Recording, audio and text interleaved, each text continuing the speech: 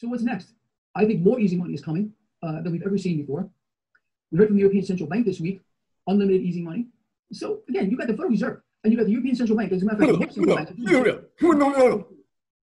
understanding that mechanism and that there is no real market whatsoever. Okay, this is totally not. This isn't even America anymore. This is a Can you hear that? Kind of a twisted merger between this new American. You must have the speed. I listen to my videos at 2 times the speed. Oh, man, I don't have time for anything.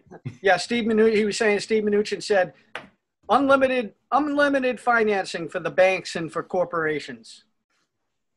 And Congress announces, well, we're coming back from our vacation. Maybe we'll get something done for the American people.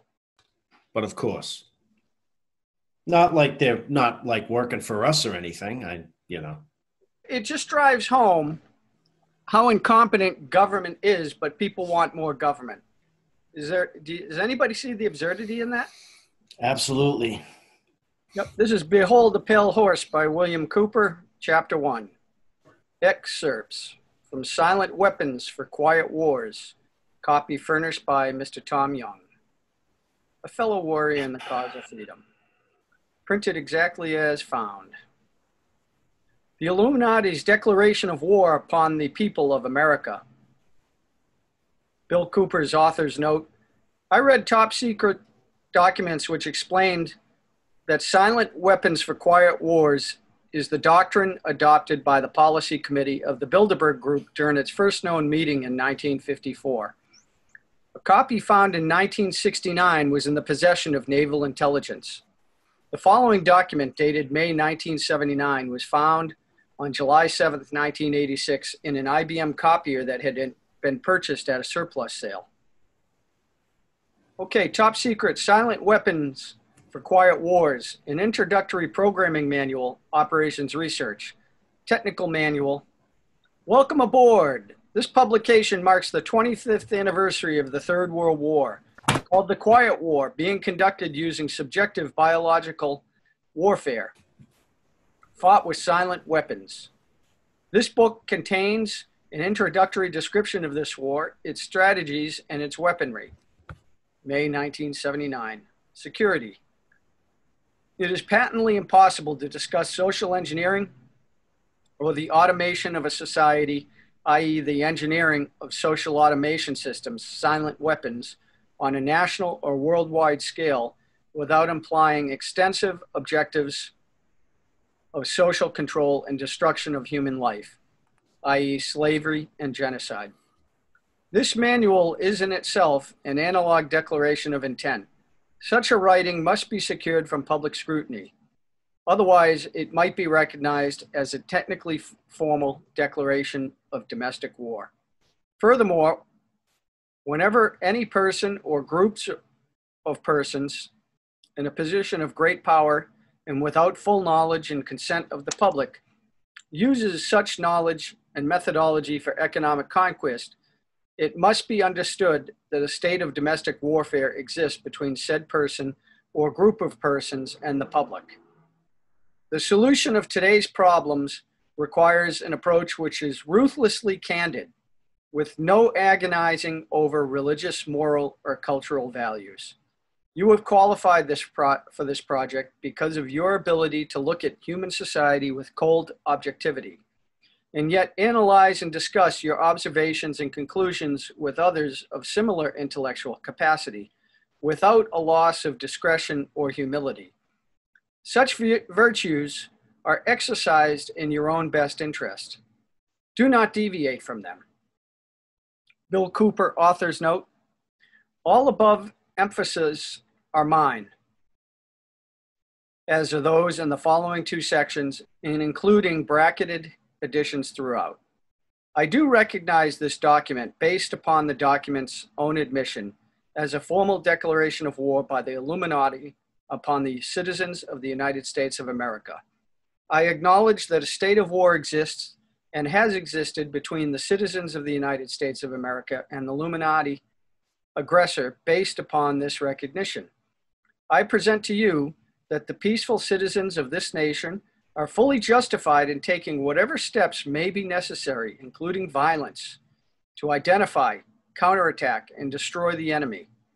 I base this statement upon the God-given right of any peaceful people to defend themselves against attack and destruction by any enemy waging war against them. I cite the principles outlined in the Declaration of Independence, the Constitution of the United States of America, and the fully recognized and acknowledged historical precedents that have served as the justification for destruction of tyrants. Historical introduction.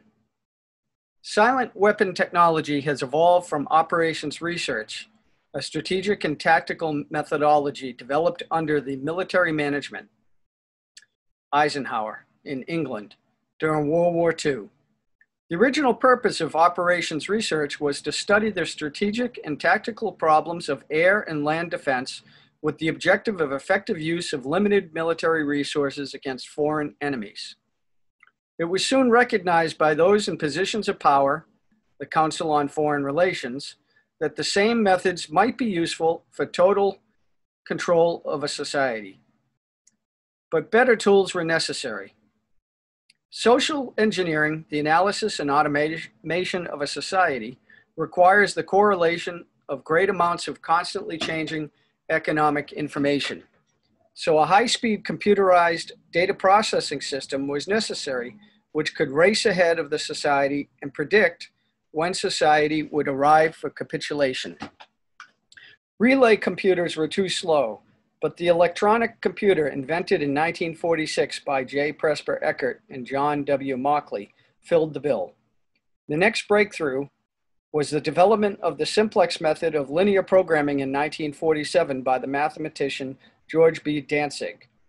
Then in 1948, the transistor, invented by J. Bardeen, W. H. Brattain, and W. Shockley, promised great expansion of the computer field by reducing space and power requirements.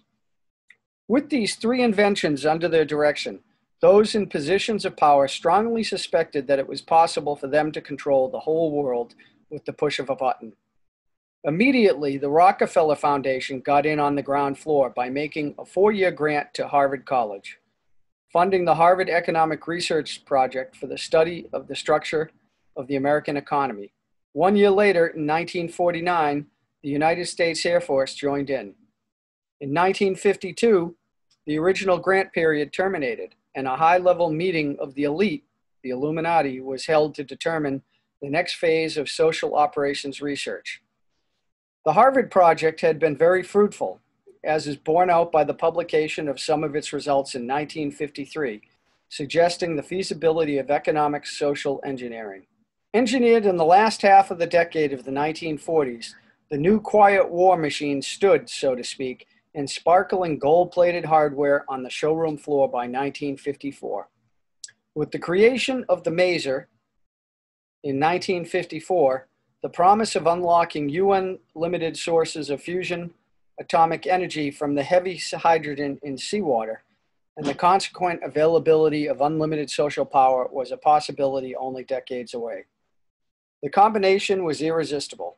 The Quiet War was quietly declared by the international elite, the Bilderberger Group, at a meeting held in 1954. Although the silent weapon system was nearly exposed 13 years later, the evolution of the new weapon system has never suffered any major setbacks. This volume marks the 25th anniversary of the beginning of the Quiet War. Already, this domestic war has had many victories on many fronts throughout the world. Political introduction. In 1954, it was well recognized by those in positions of authority that it was only a matter of time, only a few decades, before the general public would be able to grasp and upset the cradle of power.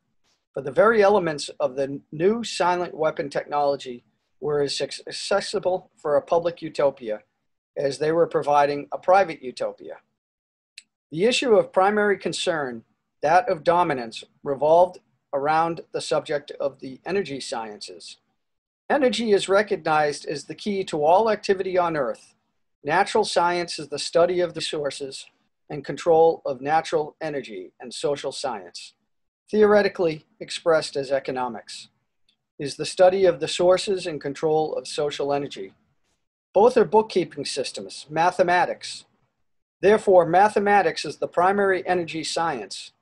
And the bookkeeper can be king if the public can be kept ignorant of the methodology of the bookkeeping. All science is merely a means to an end. The means is a knowledge. The end is control. The end always justifies the means. Beyond this remains only one issue. Who will be the beneficiary? In 1954, this was the issue of primary concern. Although the so-called moral issues were raised in view of the law of natural selection, it was agreed that a nation or world of people who will not use their intelligence are no better than animals who do not have intelligence. Such people are beasts of burden and stakes on the table by choice and consent. Consequently, in the interest of future world order, peace and tranquility, it was decided to privately wage a quiet war against the American public, with an ultimate objective of permanently shifting the natural and social energy wealth of the undisciplined and irresponsible many into the hands of the self-disciplined, responsible, and worthy few. In order to implement this objective, it was necessary to create, secure, and apply new weapons, which is, as it turned out, were a class of weapons so subtle and sophisticated in their principle of operation and public appearance as to earn for themselves the name silent weapons. In conclusion, the objective of economic research as conducted by the magnates' capital, banking, and the industries of commodities, goods, and vices is the establishment of an economy which is totally predictable and manipulative. In order to achieve a totally predictable economy, the low-class elements of the society must be brought under total control, i.e. must be housebroken, trained, and assigned a yoke and long-term social duties from a very early age, before they have an opportunity to question the propriety of the matter. Mm-hmm. In order to achieve such conformity, the lower-class family unit must be disintegrated by a process of increasing preoccupation of the parents and the establishment of government-operated daycare centers for the occupationally orphaned children. The quality of education given to the lower class must be of the poorest sort, so that the moat of ignorance isolating the inferior class from the superior class is and remains incomprehensible to the inferior class. With such an initial handicap, even bright lower-class individuals have little, if any, hope of extricating themselves from their assigned lot in life. This form of slavery is essential to maintaining some measure of social order, peace, and tranquility for the ruling upper class. Oh, it's really short and to the point. I mean, doesn't a lot of this sound familiar? You know, about the part where if you scroll back up, it talked about a very, controllable type of economy, right? And thereby controlling everything else that filters down underneath it, right? And it talked about essentially indoctrination of the children when they're at a small age, so that by the time they're at a certain age, it's certain principles, if you will, or things are ingrained in their mind for them not to think about it otherwise or question it, whatever it is otherwise, right?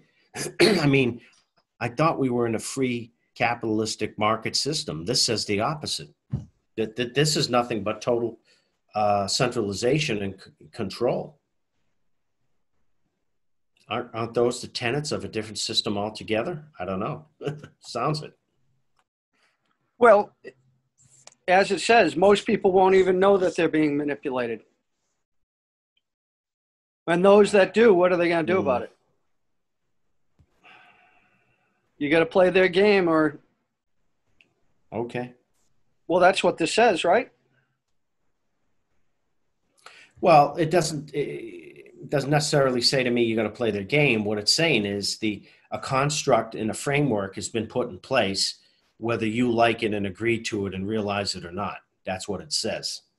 And then if you do think and realize otherwise, well, it's kind of like once you pour the foundation to a house, not that it can't be changed or rebuilt or blown up, but it's a lot more difficult, right?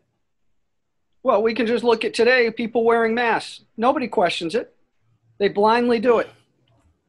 Right. They're like, well, what's the big deal? Or how am I going to get groceries if I can't go in the supermarket? Or they won't let me in. Or I don't want to create a scene. Yeah, I mean, it's probably all of it, right? I mean, for those not familiar with this, I mean, either this guy is onto something or he's, totally off base, out to luncheon in left field, right? Well, he didn't write this. Right. But the fact that he found it, right? Now, this is either, this thing either has some validity to it. I mean, supposedly a certain organization put this together, right? Well, that's what I brought up at the beginning. Right. So he came across this and put the light on it, I guess. Right? Yeah, somebody brought it to him. Yeah. And did you say earlier, I forgot, did he allude as to what organization may have put this together? I don't recall seeing that. I could have missed it. No. I probably did. No. Okay. All right, but suffice to say, but it was in a government surplus. Right, exactly. So I was going to say, suffice to say, one of the government entities, the plethora of hundreds of them or whatever. But the fact, whether it's, I don't know how many government entities we have, guys, at the federal level, but the point is, it still seems disturbing to me that such a document could come from, our government. Yeah, but right? You have thousands and tens of thousands and hundreds of thousands of government employees, exactly, who are always playing these what if scenarios. The military guys have probably simulated every type of warfare there is, so that they're prepared for it. Right. So this could have been just another one of those what if. Maybe. But if that's all it is, I'm just likening to it. I mean, there's a lot of things that are happening today and have been happening in the last 30 or 40 years where this to me seems to strike home pretty closely. Like it talked about the disintegration of the family. We're absolutely seeing that, right? Well, Dan, this family was being disintegrated when this was written. Plus, you got to realize as well, is just because a corporation, even you in your own life, everybody creates plans and contingencies that they don't execute on right away. And when the right place and right time comes along, like the Patriot Act, it just happened to be in a draw. The Patriot Act was probably like one of these documents that was created ahead of time for the perfect time when they could bring it out and introduce it. Yeah. So, so either somebody had an incredible, somebody sat down and wrote this for shits and giggles, or they were paid to create this document. Yeah, I would think somebody was paid to create this because a lot of research and thought process and time in pulling together multiple thoughts and disciplines and all that, are comprised the total construct of this. This is no easy undertaking, right? For somebody to be putzing around on the weekend, especially when this document was created before personal computing, if you know what I mean, right? This was no light task. Yeah, I mean, right. Just to type one page would take me 15 minutes. Right. But right. That's just at the mechanical level, never mind the thought level and the conceptual stuff you're trying to get across, right. I mean, this is not a, light undertaking, this type of whatever, from what I can tell. So anyway, keep reading. Sorry that it's just, it seems to be touching home to what we've been seeing and what's going on today. That's all. Right. Okay. Descriptive introduction of the silent weapon. Everything that is expected from an ordinary weapon is expected from a silent weapon by its creators, but only in its own manner of junctioning.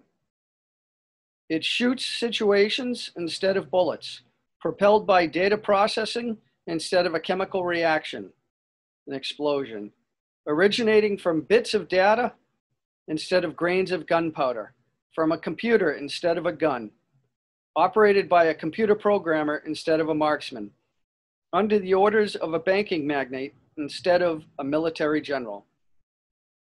It makes no obvious explosive noises, causes no obvious physical or mental injuries, and does not obviously interfere with anyone's daily social life.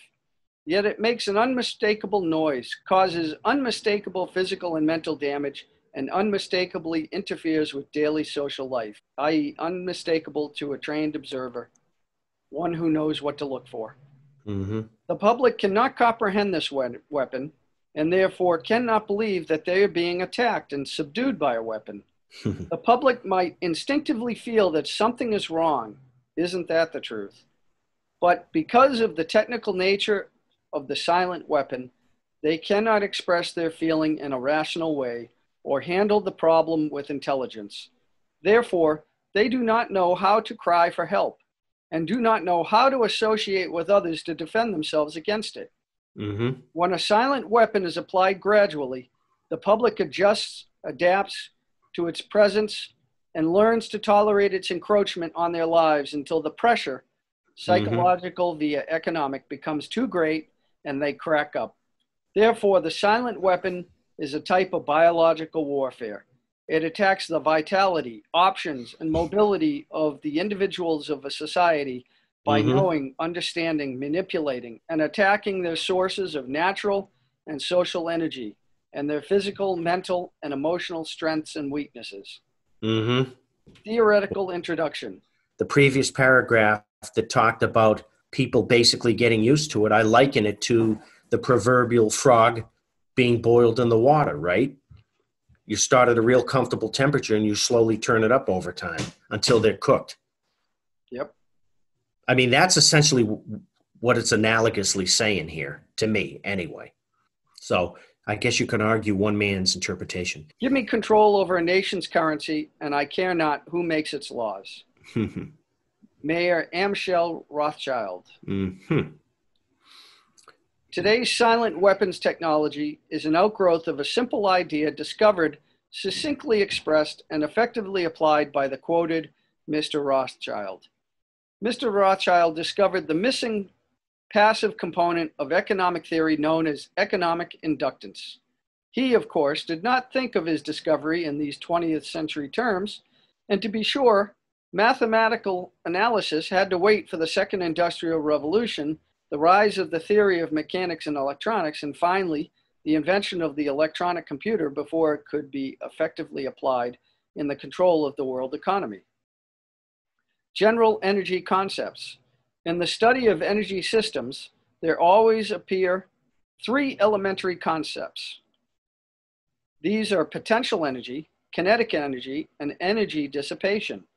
And corresponding to these concepts, there are three idealized, essentially pure physical counterparts called passive components. Number one, in the essence of physical mechanics, the phenomenon of potential energy is associated with a physical property called elasticity or stiffness and can be represented by a stretched spring. In electronic science, potential energy is stored in a capacitor instead of a spring. This property is called capacitance instead of elasticity or stiffness. Number two, in the science of physical mechanics, the phenomenon of kinetic energy is associated with a physical property called inertia or mass and can be represented by a mass or a flywheel in motion. In electronic science, kinetic energy is stored in an inductor in a magnetic field instead of a mass. This property is called inductance instead of inertia. Number three, in the science of physical mechanics, the phenomenon of energy dissipation is associated with a physical property called friction or resistance and can be represented by a dashpot or other device which converts system energy into heat. In electronic science, dissipation of energy is performed by an element called either a resistor or a conductor. The term resistor being the one generally used to express the concept of friction, and the term conductor generally used to describe a more ideal device, e.g. wire, employed to convey electronic energy efficiently from one location to another. The property of a resistance or conductor is measured as either resistance or conductance reciprocals. In economics, these three energy concepts are associated with, number one, economic capacitance, capital, money, stock, inventory, investments in buildings and durables, etc. Number two, economic conductance, goods, production flow coefficients. Number three, economic inductance, services, the influence of the population of industry on output. All of the mathematical theory developed in the study of one energy system, e.g. mechanics, electronics, etc., can be immediately applied in the study of any other energy system, e.g. economics. Mr. Rothschild's energy discovery. What Mr. Rothschild had discovered was the basic principle of power influence and control over people as applied to economics. That principle is, when you assume the appearance of power, people soon give it to you. Mr. Rothschild had discovered that currency or deposit loan accounts had the required appearance of power that could be used to induce people, Bill Cooper emphasis, inductance with people corresponding to a magnetic field, into surrendering their real wealth in exchange for a promise of greater wealth, instead of real compensation. They would put up real collateral in exchange for a loan of promissory notes. Mr. Rothschild found that he could issue more notes than he had backing for, so long as he had someone's stock of gold as a persuader to show to his customers. Mr. Rothschild loaned his promissory notes to individuals and to governments. These would create overconfidence. Then he would make money scarce, tighten control of the system, and collect the collateral through the obligation of contracts. The cycle would then be repeated. These pressures could be used to ignite a war. Then he would control the availability of currency to determine who would win the war. That government, which agreed to give him control of its economic system, got his support. Collection of debts was guaranteed by economic aid to the enemy of the debtor. The profit derived from this economic methodology made Mr. Rothschild all the more able to extend his wealth. He found that the public greed would allow currency to be printed by government order beyond the limits, inflation, of backing in precious metal or the production of goods and services, GNP. Wow. Wow. Wow. So he figured it out turn on your camera, please. Okay. So he figured it out 200 years ago, how to game and manipulate the system, basically. And then how to play big companies and government entities into the whole ball of wax. By the way, there's a big news break right here. You're not going to believe it. The IRS just offered a bounty to anyone, $625,000, who can break Monero or Lightning, the cryptocurrencies. They can What does that mean, break it? In other words, crack their code, right? Cryptocurrencies use cryptography, right, to do what it is they do. And I thought you might have meant kill it. No, to crack the cryptography that it uses. I forget the cryptography that it uses, but basically that's no easy task. Well, it's not a lot of money. It isn't. It isn't. I mean, to a 15 or 20-year-old hacker, it is. But you know, to break the cryptography of Monero and Lightning, I got to believe if you look at their white papers and the cryptography that they're running, you know, that's no easy task. That's no easy task. I mean, there's different ways to do it: brute force, denial, service, whatever. But they're all take a long time. I mean, that's not the point. The point is that's very fascinating and interesting that they're offering a bounty to break these cryptos. Where's the source? It's on Google right now. Google News. That's amazing. Just went away from me. Oh, wow. Yeah. Here comes FedCoin. Yeah. I mean, that's absolutely amazing. Yeah. Well, what doesn't make sense to me is why the IRS, number one? Why isn't it coming out from some political official, number two? Right? And number three, the U.S. government can just outlaw these things and they're dead. So why crack them? They want to break. Take the technology for FedCoin? I have no idea. They want to break Monero. They want to break the Lightning Network, which Bitcoin runs on. So basically, they're saying, look, we want to disable cryptos as we know it. And they're offering somebody to do it. Well, we know the IRS are huge liars. You remember Lois Lerner? Mm-hmm. Mm-hmm. No? Yes? No. Wow. Well, I'm just amazed at this. It's amazing. I'm amazed at how nobody knows history. I can't believe they're putting a bounty on cryptos. Wow. That's essentially what they're doing. Wow. Wow. That's amazing. Well, it's not. They could just outlaw them if they wanted a bounty on them. So then why don't they do that? It's a bounty on two of them is what you're telling me, not all of them. Well, the two most major ones, essentially. Bitcoin being the granddaddy of them all. So. There's more to the story that we're not being told there.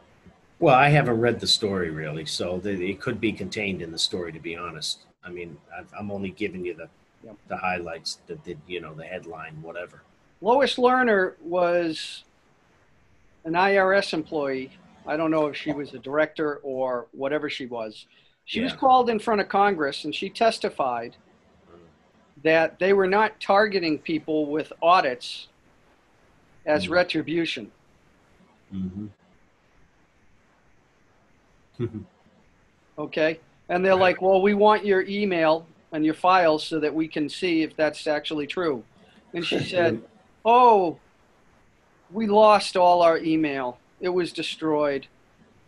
And they're like, there's no backup? Oh, no, all the backups were destroyed too. Exactly. And they let that go. How many people actually believe that story? Any of that story? In this day and age, it's hard to believe. It's very hard to believe with the internet, backup systems, all the NSA. software, technology, the cloud, you name it. And a major agency like that, really. So let me guess, did the backup guy get fired? Did the backup and restore team get fired?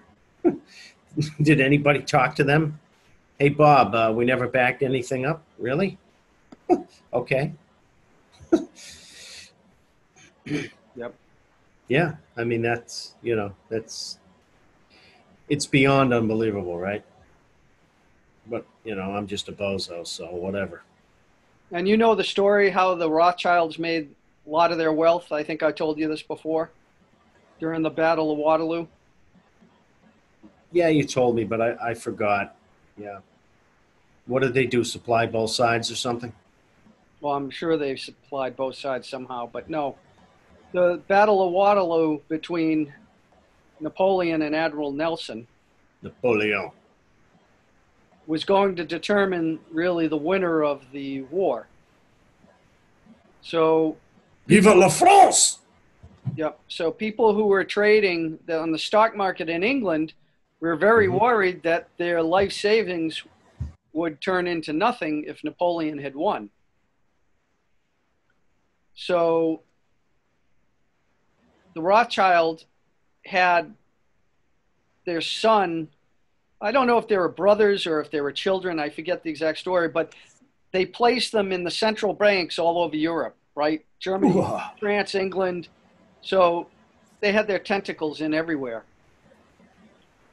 And like anything in life, information at the right time sometimes can set you free. So Rothschild, he had his crow or his spy or whoever got there sooner than anybody else to say that Napoleon had lost. Napoleon. So he started selling a Misinformation. little bit. He started selling a little bit, and everybody around him started noticing. And he tried to do it in a way that he thought would be, secretly, but people would notice it. Mm-hmm. And it got the desired effect where people started noticing that Rothschild was selling, and they assumed that he had information, so they started selling everything. They sold off everything. Crashed They sold it. off everything, and when it went down, so it created a huge market crash. And then guess who was in there buying? For 2 cents on the dollar. For 2 cents on the dollar, Rothschild. Wow. And then news came in the next day or whatever that the English had won. And that basically sealed their fortune. The news today. What was the Beatles song? I read the news today. Yeah. Yeah. I read the newspaper today. How did that song go? I forget. About a lucky man Who made the grave? Or won the war? How does it go? I thought he made the grave. Maybe you made the grade. Yeah. He blew his mind out in a car. He hadn't noticed that the lights had changed. Yeah. How apropos. Yep. Well, Yep. Amazing. think about it. I mean, everything in Western society, maybe in the whole world, it's about leveraging your information, your knowledge, and your power. Everything. No doubt about it. Right? How do you get a job over somebody else, right? Yeah, everything's a grand marketing scheme, Your branding, your messaging, even if you are a facade. It just makes me think of the kids' movie, the original one, The Wizard of Oz, where at the very end of the movie, you know how the characters walked up behind the machine of the Wizard of Oz and they found the old guy in there with the white hair who had the big deep voice and he was telling everybody what to do. And then they removed the curtain and it was this little frail old man behind the curtain. It was all of a sudden like, oh, right? Well, scared. The Wizard of Oz was like a bald moon over almost like over an altar. Yeah, like a circle-shaped moon. But he projected a certain presence, a certain facade, I like to say, of power, wisdom, overarching, whatever. Yeah. And they walked behind him and discovered otherwise. That it was a total sham. That is true. After they peeled the curtain back. Right? That's it. Do you think whoever wrote that movie was symbolically trying to say something, even back then, 70 years ago? The movie was done in, what, 1935 or something? I think it was 1929. It was 29 or 39. It was the first color movie. First movie in color. Oh, okay. So that probably was, in Technicolor, that's right. Probably 39, yeah. I would think. It was either 29 or 39. Okay, yeah, I thought it was after the Great Depression, but might have been before it. I don't know. No, yeah, well, Julie Andrew, whatever her name is, the actress there. Yeah, what's her face? I know. Judy Garland. Judy Garland. Yeah, she died in the 70s, I think. You're correct. She was 40. The film was done in 1939. Or she was in her 50s. Judy Garland. Yeah, so probably 39. She was probably born in the 20s. So it's probably 1939. Yep. Amazing. It really was an amazing film in a lot of ways. I mean, I've watched it a few times, obviously as a child. It was definitely entertaining and fascinating as a child, but watching it as an adult, you get so much out of it as well. You see all the symbolism and really these, messages they were really trying to project and connote, I guess, or get across. Quite different, obviously, from a child's perspective. Well, I've heard stories that movie was actually about the Federal Reserve and the creation of, that whole system. I didn't know that. That's a great point. I didn't know that. But I didn't know that. There are stories about that online you can look up. Yeah. Just type in the real meaning of the Wizard of Oz and you'll go down a rabbit hole. Right. And Willy Wonka, I think, was similar too. That had a lot of stuff to say, when you watch that as an adult. That was one of my favorite movies as a child. Oh, absolutely. I love Willy Wonka. I've seen, I have the disc for the old version. Oompa-dee-doo. I've got another riddle for you. Oompa loompa. It's a great movie. Gene Wilder. What do you do when you eat candy all day? I mean, that was a great film. I mean, and great actors. Jack Albertson. I mean, you name it. Gene Wilder was fantastic. All the characters. I mean, just a great film. It's a must-see, guys. It's a must-see. I didn't mean to diatribe, but again, a lot of symbolism in there, a lot of messages about how children are brought up and lack of how they. Anybody who hasn't seen Willy Wonka must be living under a rock. Yeah, well, our generation for sure, everybody's seen it, but you take the Generation Z. Yeah, they might have seen Johnny Depp, not Gene Wilder. Maybe the 12 and 15-year-olds. And then, a lot of the millennials, they haven't seen the original Willy Wonka, I'll bet. I could be wrong, but I would, maybe they saw the updated one, with Johnny Depp. But anyway, keep reading. I'm sorry. Yeah, well, I think there's... all these things come into my head when we read this, Yeah, well, I don't think there's really a comparison between the two of them. I saw them both, but I'm not saying that the Johnny Depp version's terrible, but I've never understood why they make remakes. Yeah, I mean, the Johnny Depp one was okay. I saw it, but is it as good as the original, in my humble opinion? Absolutely not. No. Gene Wilder, he was strange, but, his passion for the place and you could tell he was a good person who was just trying to protect, the Oompa Loompas and the company and the continuation of what that represented, whereas Johnny Depp just came across as strange.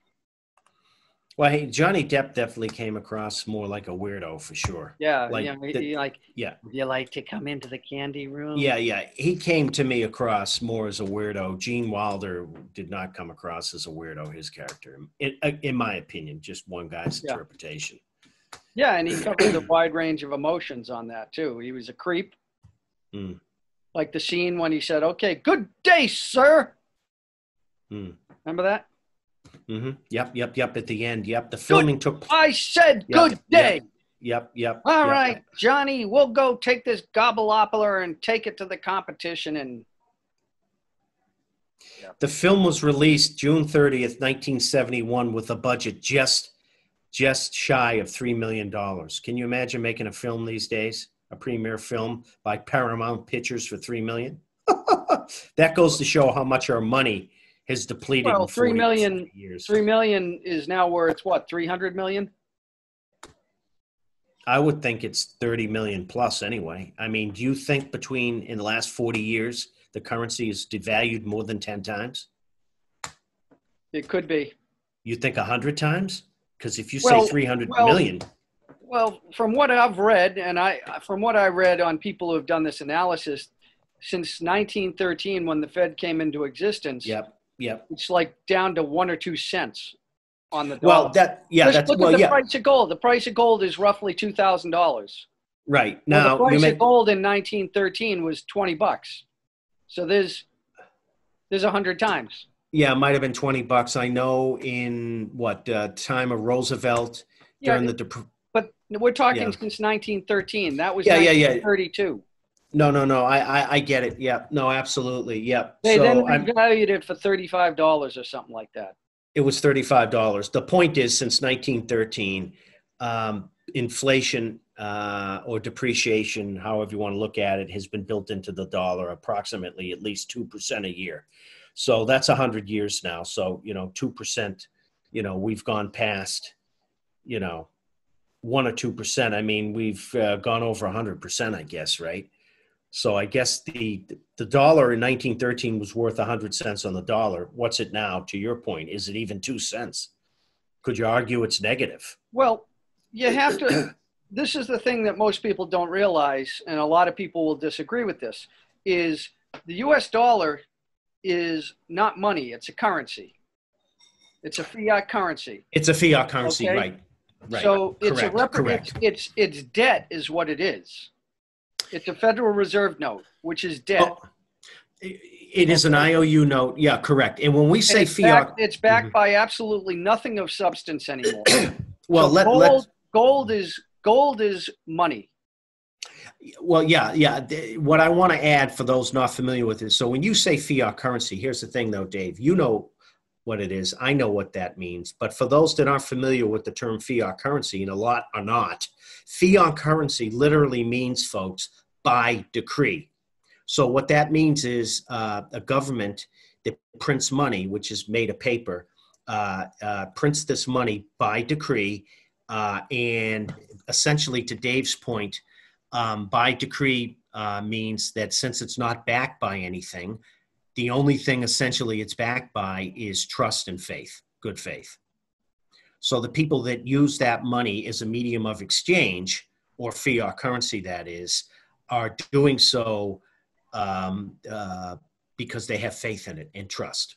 But it's not backed by anything. It hasn't been backed by anything since 1971. That's something else most people don't know. Well, and that's I what would the be book just talked about. That's right. What the paper just talked about. I wonder if most college students today, undergrads, for example, that are in business school, I don't remember, Dave, when we were in business school in the late 80s as undergrads, if they even talked about this. But I don't know if today, like my daughter's generation, for those in business school, if they even talk about money, fiat currency, and the fact that our currency is not backed by anything. It used to be backed by gold, but it's not anymore.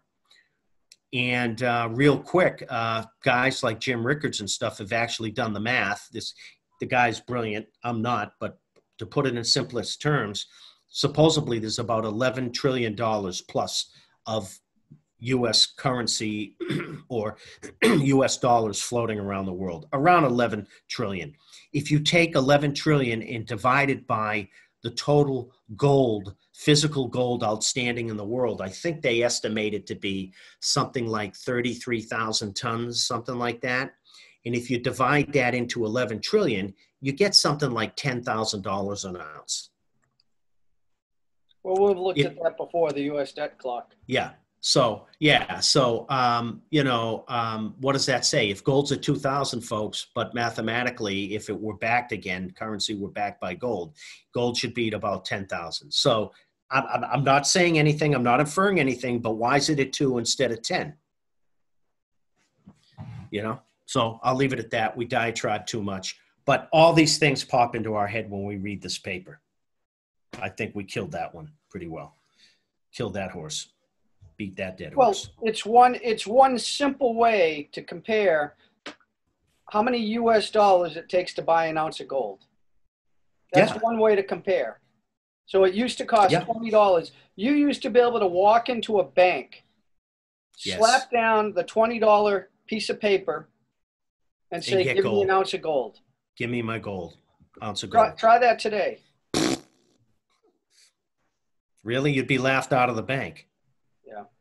Or where would you even go to do that? You're not going to go to Bank of America or something, or your local bank, are you? A small regional bank. Hey, give me my gold. Here's $2,000. Yeah. Well, back then it actually was gold. That piece of paper was an IOU for an ounce of gold. Today it's not. No, you and I know this because we went to business school. We also study this stuff on our own for shits and giggles, which is kind of demented, but hey, that's what we do.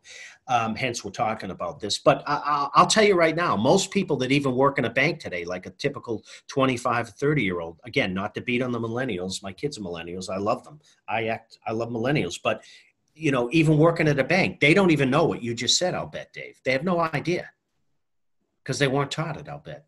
They don't have any idea. So if you walked into the bank today and said, Well, hey, the rest of the world is the same thing. I've traveled to a lot of countries, and a lot of the people I talk to would much rather have U.S. dollars than gold. A lot of them. In fact, in a lot of these foreign countries I go to, they have ATMs where you can get U.S. dollars instead of their local currency. Well, no, absolutely, because and there's a lot of practicality to that, because let's face it, I mean, you can buy more stuff, let's face it, from a practical standpoint, walking into anywhere in the world with the US dollar versus an ounce of gold. I mean, if I walk into Starbucks tomorrow, Dave, with, a tenth of an ounce of gold to pay for my coffee, they're going to be like, what's this, dude? This isn't money. What's this shiny thing? Dude, if you walked in with a tenth of an ounce of gold, I'd gladly... I would gladly take that over a Hershey bar or a Starbucks coffee. Brother, I know you would, and so would I, for those of us that I don't want to say know better, but for those of us that are sort of, shall we say, a little educated in this realm. But the average person, dude, you throw down a piece of gold or a piece of real silver down on the table, they're going to be like, what's that? That's a nice looking piece of shiny metal, but what are you doing, dude? Where's the money? Well, I'll guess 80 to 90% of financial experts do not put a lot of value in gold. Absolutely.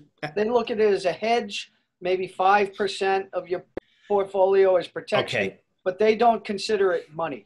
Dude, I'll bet you, man, I'll bet you dollars to donuts, bro, and I'll pay for the coffee the next time we see each other. I'll bet you 95 out of 100 financial planners today, certified financial planners, CFPs, either don't recommend precious metals at all to their clients, or if they do, maybe, 2% or something. But I'll bet you 95 out of 100 don't even recommend any portion at all of an insurance or a hedge in your overall portfolio. I would say 95, probably 97 out of 100. And the 3 or 4 or 5 that are recommending are probably 50 years old or older. Just my guess. If they were 35-year-old, again, nothing against the younger people, no way. It's not even on their radar screen. Not even on the radar screen. Gold, silver, platinum. Dude, what are you talking about? What are you going to do with that? What do you want that for? Well, think about it. This country has not, I mean, it was illegal to own gold from 1933 to 1971, right? So. Oh, it was illegal that long? Oh, I thought it was just during the time when Roosevelt was in office and stuff. No, it was illegal up to 1971. Okay, bro. All right. Okay. All right. It's either 71 or 72. All right. See, you learn something new every day. You don't know everything. Yeah. I don't. So think about it. How many generations is that? 1 or 2 generations? They had no need for it. Well, yeah. I mean, that's a good point. And that's by design, in my opinion. That's 40 years of making it illegal. That's plenty of time for 1 or 2 generations to grow up knowing nothing about it and essentially being dumbed down. So that if in 1971 you did bring up gold, by the time they were of age, 20, 30 years old, you bring up gold to them, they're going to be like, what's that? What do I need that for? But the irony is, folks, when you have, and I don't want to throw any names around, but we all know who the big banks on Wall Street are, at least 2 or 3 of them. It just makes me friggin' laugh when you got the CEO or somebody saying, well, gold, silver, precious metals, it's all a joke. But meanwhile, they're in the background like gerbils, buying it up. Left, right, and center. Why are the Chinese buying all the precious metals, by the way? Why are the Russians stockpiling gold? Why? Because they don't have the world reserve currency. That's why. Oh, that's right. Well, think about it. This paper talked about it. Energy truly is one of the other than oxygen and water. Precious commodity. It's one of the most essential things that humans need to thrive as a society. Absolutely, yeah. And that's why we have 7 billion people in this world, because energy, it's for the last 150 years, it's been fossil fuel, oil. Okay? Yeah. It has allowed this world to grow because food used to be very difficult to create. The amount the amount of food that's been created by man has grown exponentially because of the utilization of machinery and energy. Yeah. Or the Okay? reverse what, or to reverse what you just said, the amount of energy, you know, in tools and in technology and energy ultimate output behind it to generate that food, you know, previously was just a massive undertaking. Still is, but with the advent of the modern day machinery, to your point, in technology, we can now do it, you know, much easier. Here's the bottom line, folks. Around 1900, the world population, I believe, was about 1 billion. Since 1900 to the present, it's gone basically straight up in the air. So basically, in a little over 100 years, the world population, guys, has gone up sevenfold, 7 times. So basically, if you had 1 person on Earth, you now got 7. So that's a big. It's why you don't have family farms anymore. You don't need. Well, back then, the amount of food that was generated per person was much less, and over time, the amount of food per person using equipment and energy has grown substantially. So you don't need to have a farmer with 8 kids running a farm to generate the food. 100%. So 100 years ago, when we were an agrarian society, to your point, what do I mean by that? About 90% of the population 100 plus years ago was engaged in farming, essentially. Okay. So now I think it's under like what, 2% of our entire population. Very it's low. like 2 or 3%, if that, that's engaged in farming now. Yeah. And so this goes into, and gold has its value. A lot of people will talk about, why does gold have value other than 5,000 years of history of having value. The amount of energy required to extract an ounce of gold is significant. It probably, depending on the mine, it can cost anywhere from $700 to $1,500 an ounce to create that gold. And absolutely. That creates value. Absolutely. Yep. And so that is energy. You need energy to get the gold. So absolutely, that machinery's got to run on something. Yep. And back in the 70s, when they realized that the U.S. cannot operate on a gold standard because we consume a lot more than we produce. And when you operate on a gold standard, that means you ship out your gold faster than you can bring it in. And before you know it, you are a third world country. And Nixon saw that what was going on, and France actually started demanding their gold. Mm-hmm. And the United States, after World War II, basically had almost all the world's gold at that point. I know we had a lot of it in Fort Knox, literally. Yeah. I forget the numbers, but we went from, let's say, 200,000 tons after World War II, and we went down, we supposedly have 8,000 tons now. So that's how much we lost from World War II to 1970 because we were consuming so much, we had to ship all our gold to the rest of the world. Yeah, I said 33,000 tons before I'm mistaken. It was probably 33 million tons, right? I don't remember the numbers, but it was significant. It was significant. Just imagine having the whole pie, and then over 40 years, it no, absolutely. Piece of the pie. Yeah, and I'll leave you on this note, folks. From what I understand, our gold supply reserve, whatever you want to call it, has not been audited since something like 1955, something like that. So, I'm just saying that 60 years, nobody's decided to, do a little quick, check. Yeah, and supposedly they have all their golds in Fort Knox, West Point, and in Denver. But who knows? Who knows? So that's why in the 70s, early 70s, Nixon's like, well, the writing's on the wall here. Yeah, but he screwed the hooch though when he did that, dude. I mean, he must have known what he was doing, what it was going to eventually lead to. Well, it's at that point, dude, nobody ever does nobody takes the hard choice. So Vietnam was using so much money that and ever since Vietnam as well. I mean, all we've done is, but now in 1970, they went to the Federal Reserve note, and now they could spend endlessly. Well, yeah, because to your point, now we can print money that's no longer tied to physical gold. We can now print paper money into infinity. And that's where things like MMT come into play. There's and how did they force and how is that able to work? The only way that works is if you are the world reserve currency. That's it. Well, and how did they secure that we were the world reserve currency?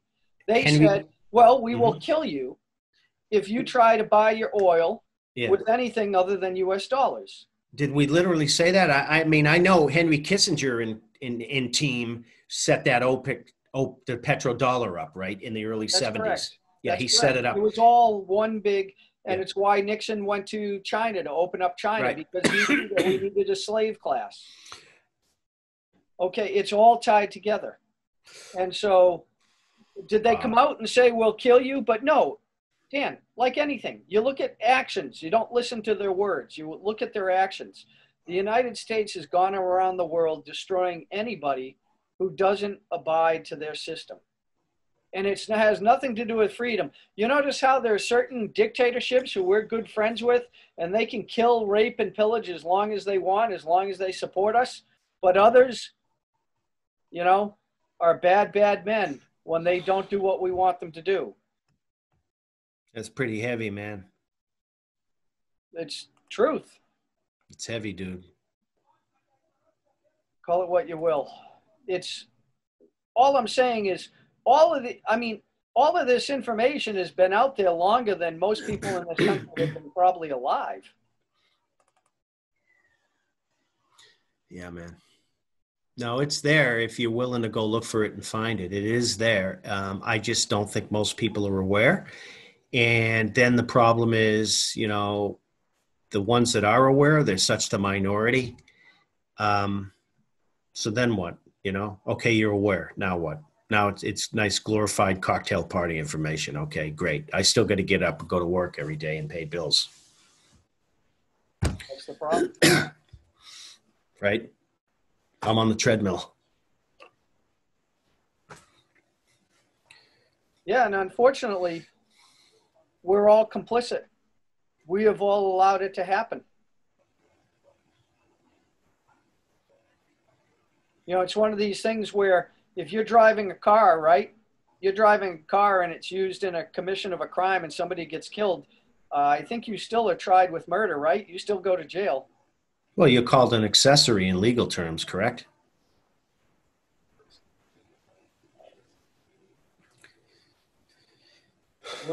So we're all complicit. So, you know, I saw an interesting comment on a video that I watched the other day. And what was the video? Oh boy. Anyways, the comment was like, it's a good thing that God looks out for the United States. That will never happen because God looks out. Well, I think that's really a ridiculous comment. Well, let me put it this way. I agree with that statement in so much as he has blessed this nation for a long time in so many ways. However, I also agree that, to your point, that if we think that we're untouchable, we're invincible, God's blessings will always be upon and bestowed upon us, you're blatantly naive and incorrect, in my opinion. As long as we do the right thing and have the right,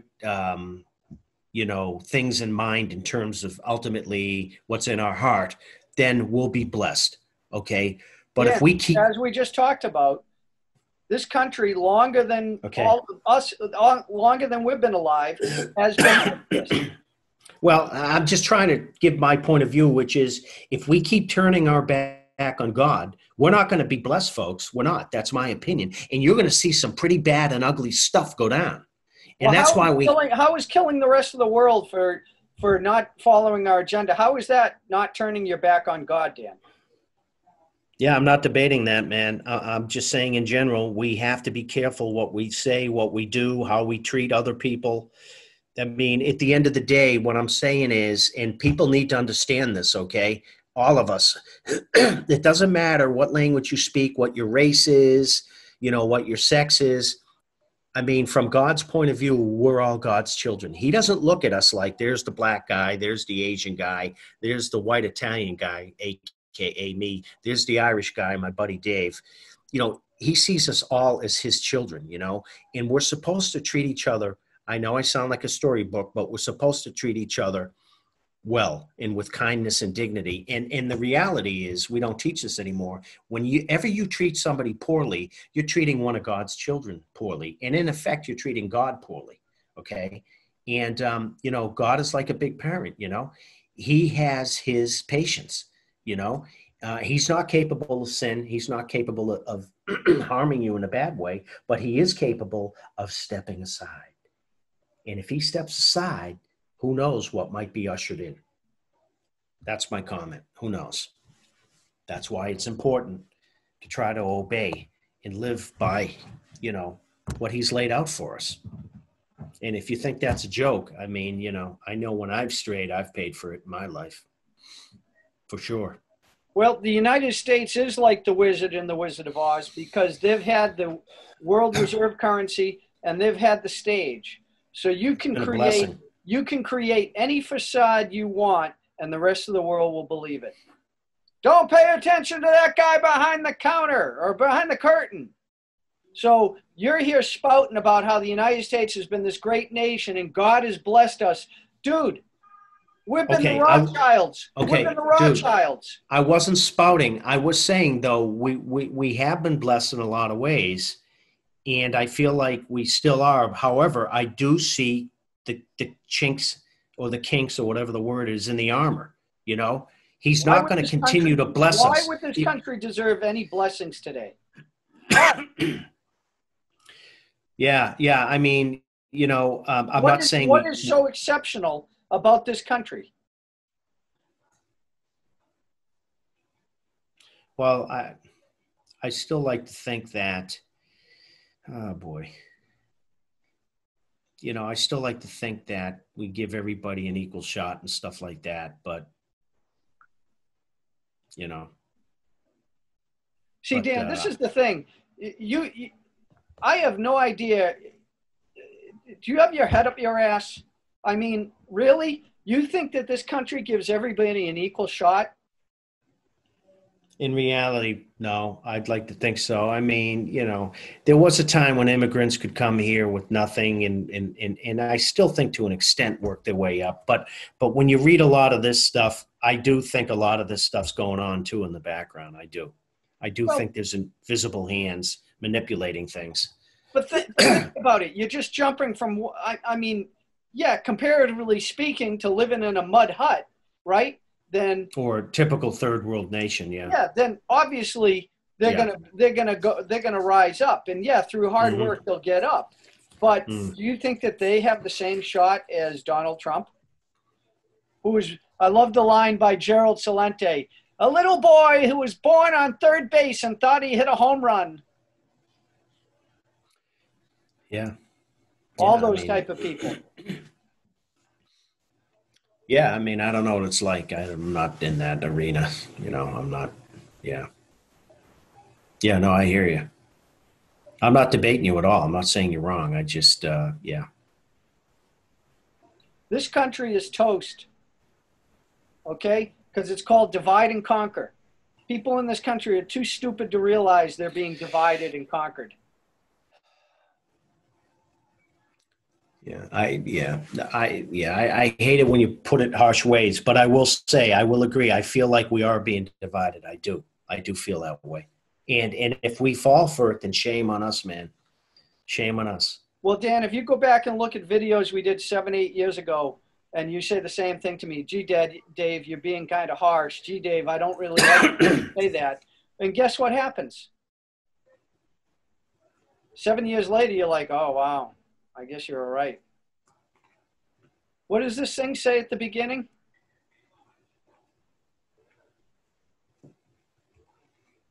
The one thing that I do agree, you have qualified for this project because of your ability to look at human society with cold objectivity and yet analyze and discuss your observations and conclusions with others of similar intellectual capacity without a loss of discretion or humility. In other words, you're not letting your Oh, it wasn't so.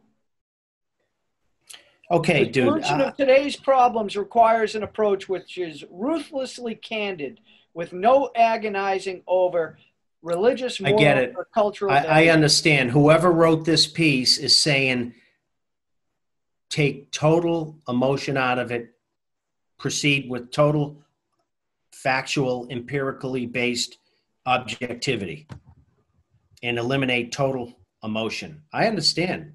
I And understand that. what else did they call this? What else did they say? What else did they say that this was? They said this was a form of what? Warfare. Yes. Yeah. So if somebody declares war on you, they come in with weapons blazing, and you're sitting there saying, I believe in love and peace, and we are the best society on earth. Okay, I never said that. Now you're putting words in my mouth. I never said that. Okay. Okay. Jeepers, man. I didn't say that was you. I'm saying people in general. Yeah. And all Black Lives Matter. And then if you say no, all lives matter, they shoot you in the head in Indianapolis and drag you out of your car. Yeah, I totally, absolutely, I totally disagree with that. Yeah, maybe that woman made a comment they didn't like, but I totally with you. It's like you can't do that. This is America, man. We shouldn't be doing stuff like that. Divide and conquer. You're falling for it, baby. I'm not falling for it. A woman should be able. Do you really believe in any of this Black Lives Matter bullshit? No, it's all staged. I don't know anything about it. What I am saying is that this woman is entitled in the United States of America, in my opinion, to express her humble opinion without getting dragged out of a car, beat up, and shot. Okay? Because, I mean, where are we? In a third world junta? I mean, you know? Yes. Is this the Bolsheviks? I mean, what is this? Is this the Nazis, the brown shirts and the black shirts and everything else? I mean, I don't want that for America. That's all I'm saying. She should be able to express her opinion, even if it is a boneheaded comment. You don't drag somebody out of something and beat the hell out of them. It's like, come on, guys. This is America. It's not supposed to be like that. That's all I'm saying, man. I agree with you. It's wrong. It's crazy, and it is pitting. You know, when people do that, it's like, you guys, we're Americans. We need to look out for each other, not fight each other. You know, I agree with you, Dave. Like pulling that woman out of the car, it's beyond unacceptable. There's no description for it. You know? Yeah, it's nuts. I don't have it in front of me, but there it is right here. Can you see the screen? I see the document still. Oh, the document? All right, then I need to stop this. Yeah, we're done reading for now. We'll wrap it up in 5 minutes. Hold on 1 second. I'm just going to share the screen. Oh, Lord. Can you? Oh, I see that. Okay. Yeah. This is the Deagel website I've referenced to you before, and I don't know if you ever went at, but here. No, I've never been there. Wow. Okay, this is the 2025 forecast for the United States of America. Today, we have a population of 327 million. Yeah. Look at the forecast for 2025. In 5 years? 100 million? 100 million? Yeah. No, wait a minute. You're shitting me. Wait a minute. We're 325 right now, right? There's 327 right there. 327. Yeah. To 100 million. Now, dude, a lot of people, this came out last year, and a lot of people got very upset when they saw this because the rest of the world, like if I go to China, right? If I go to China, is bigger. They're all bigger. None of them have changed. Okay, like look at China. Look at that, 1.3 billion. Yep. Yeah. Okay, look at their population forecast in that 1.358. Go to Brazil, for example. You in Brazil. Brazil. 207 million. 210. Oh, Jesus. Yep. We'll go to... I'll just pick a random country. Go to Russia. I don't know. Mexico. Okay. Do Mexico. We'll do Russia. I like the Mexicans. 142 million. 142 million. I love their food, by the way. Mexico. Beautiful weather. The people are adorable. The language is pretty. Yeah. Okay, 125 million. So it's not showing. It's not. Now, my theory was holy so this was in 2017. This came out. Oh my God! Upset a lot of people. Absolutely. What are they saying, man? You're talking about 2/3 reduction. Yeah. Well, what I concluded is obviously a lot of people said. Now this was long before COVID came along. Okay, or oh my God! A lot of people thought it was going to be some sort of warfare. My conjecture was that that people left the country, kind of like Ayn Rand said. You know, people just picked up and left. But I don't see an increase in population. Yeah, but dude, I could see some people for problems and being fed up with whatever leaving. But dude, you're talking about. Turn on your camera, Dan. Sorry. You're talking about 70% leaving. 2/3 are going to leave, really? Just 2/3 of your country are going to leave, really? You're going to have. That's only in 5 years. You're going to have 200 million plus expats in 5 years. So 20 divided by 5 is 4. So take an average. So you're going to tell me for the next 5 years we're going to have an exodus of 40 million plus a year? Expats, 40 million plus. I don't think so. How's that going to work? Well, even if that's scary, right? Obviously, they're insinuating that 227 million people are going to die, is what they're insinuating. Yeah, I know what they're insinuating, and I'm being facetious when I say 200 million plus in 5 years is about 45 million a year. So I'm being facetious. So. The plan is for 45 million people to deport themselves, if you will. Really? Well, think about this. Like the people of Afghanistan or Iraq or Libya or Syria or Vietnam or China or Latin America. Do you think that they're going to cry for the United States if 227 million people were eliminated? No, I don't at all. If you want my humble opinion, no. They're going to be like, good, they got theirs. They sat there and did nothing while their government, let's face it, our government is the most ruthless criminal in many ways, and that's why they are as feared as they are. Okay, I got to go in a minute, but yeah. Let me just say this. For 227 million to depart, if they're anywhere accurate at all in that vicinity, I mean, you'd have to be either dropping massive arsenal in the streets or like mowing people down, like day after day or something, right? Or I'm just saying. Or what? Or there's a chemical attack, or the grid goes down and people freeze to death. Right. So this happens in the wintertime. How many millions are up in the Northeast? You know? Yeah. Where are they going to go? If you can't fly someplace, all of a sudden the borders are closed. Right now, isn't it amazing? Right now, if you're an American, where are you going to go? A lot of people won't even let you in their country. Good luck going to Canada.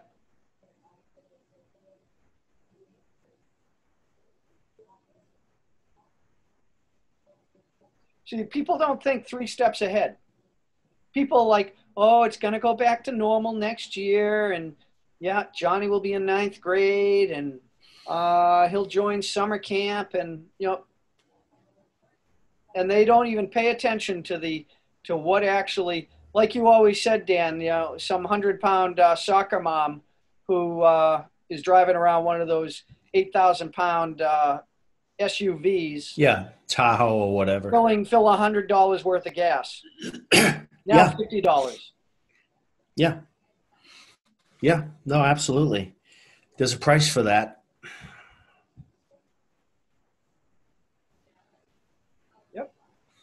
So what does the Bible give any example of people who are clueless, who are lapping up all of these benefits of the slaves around the world, or the military destroying the rest of the world they're living through, getting all these advantages, and they never really understood through their own ignorance, or they really don't care how they're getting their Gucci bag, but they got it.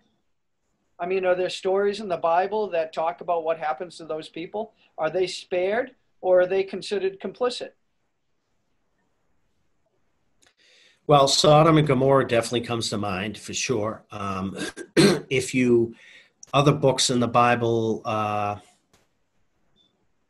talk about Israel. I guess Chronicles 1 and 2 are a good example about all the various kings, and a lot of the kings, at least half of them, throughout Chronicles 1 and 2, I'd say half of them, if not more, did evil and did not obey God. And so I guess the people went along with it as long as they were being taken care of, and they were complicit, right? So that comes to mind. Book of Romans, I guess, too, kind of touches upon stuff like that. So, yeah, there's been many times in history, human history, biblical, etc., that, probably a lot of society's guilty, yeah. And we've already talked about the U.S. legal code, which would say that you are complicit, right? I forget the legal term. I don't know what the term is, but you used it earlier. If you were the driver of the vehicle. Oh yeah. Being an accessory. Accessory.